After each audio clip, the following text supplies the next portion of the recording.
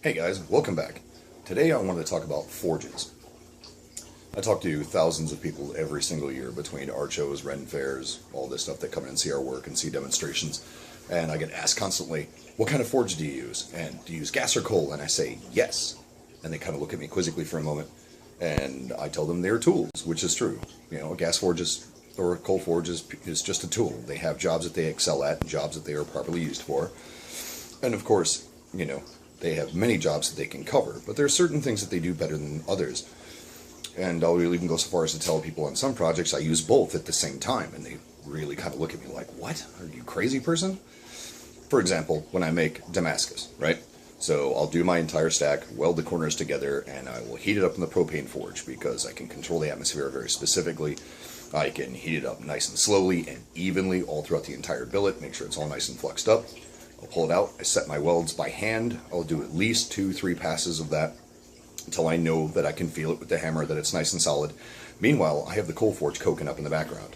As soon as I know that that billet is solid, I turn the gas forge off, I go into the coal forge, because I can heat up a large mass of steel to a very high welding temperature much faster using less fuel with a coal forge than I can with a gas forge.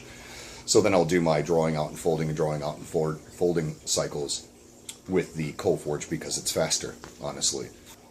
I have a forced air rig for my propane forge, and I even have a specifically built propane welding forge that can get a piece of steel up to a pretty hot temperature pretty quickly. But it consumes an incredible amount of propane, and honestly, it's much, much faster in a coal forge. So for that purpose, it works faster.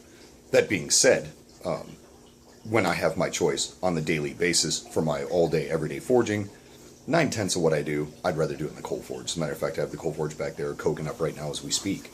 So I'm getting ready to start my day here in lovely Robert, Louisiana. 100% humidity this morning, so everything in here is wet, sticky, and gross. Having just come from the nice, dry, cool mountains of Colorado, this is pretty awful, let me tell you. Mosquitoes are unbelievable this morning. Oh. Anyway, back to the topic at hand.